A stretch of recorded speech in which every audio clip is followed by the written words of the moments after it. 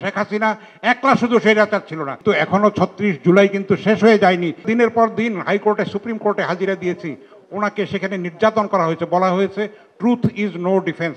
সেই বিচারপতিদের আমরা বিচার চাই, পুনর্বিবেচনা করতে হবে। বাংলাদেশে যদি আইন নাও থাকে, নতুন আইন করে বিচার করতে হবে, না হলে ভবিষ্যতে আরও ফ্যাসিবাদ মাথাচাড়া দেবে, আরও কিন্তু স্বৈরাচারের কবলিত আমরা হব। আমার সৌভাগ্য যে জাতীয় প্রেস ক্লাবের নতুন সভাপতি হিসাবে, আমাদের নতুন সদস্য হিসাবে জনাব মাহমুদুর রহমানকে আমরা সদস্যপদ দিতে পেরেছি। এইখানেও স্বৈরাচার ছিল, শেখ হাসিনা একলা শুধু স্বৈরাচার ছিল না, এইখানেও স্বৈরাচার ছিল। আমরা মাহমুদুর রহমান ভাইকে সদস্যপদ দেওয়ার চেষ্টা করেছি, কিন্তু আমরা ব্যর্থ হয়েছি। কিন্তু আমাদের সৌভাগ্য, ছাত্র জনতার যে সর্বপ্লাবী অভ্যুত্থান, সেটার রেজাল্ট হিসেবে আমরা এখন মুক্ত বাংলাদেশে স্বাধীনভাবে কথা বলতে পারছি।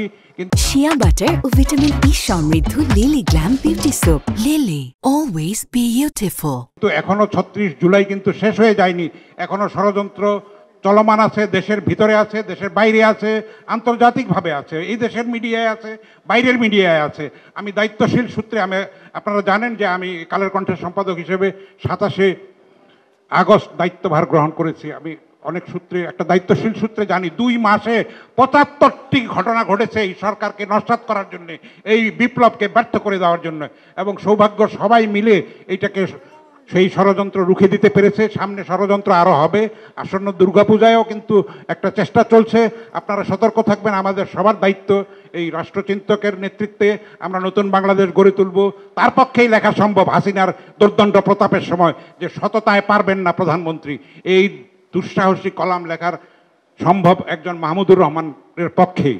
সামনে আরও দিন আছে, মানে লড়াইয়ের দিন কিন্তু জারি আছে। এই স্বৈরাচারের যারা ফ্যাসিস্ট আছে, তারা আছে, তাদেরকে রুখে দিতে হবে।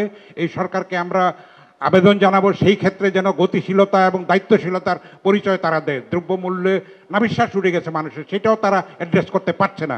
আমরা চাইবো একটা দ্রুত একটা অন্তর্বর্তী সরকারের তত্ত্বাবধানে একটা অবাধ, গ্রহণযোগ্য এবং সুষ্ঠু, সবার ভোটাধিকার নিশ্চিত হয় এরকম একটা নির্বাচনের মাধ্যমে একটা দায়িত্বশীল দেশপ্রেমিক সরকার দায়িত্ব নেবে এবং সংস্কারকে এগিয়ে নিয়ে যাবে, প্রগতিশীল মানবিক বাংলাদেশ গড়ে তোলার ক্ষেত্রে অবদান রাখবে।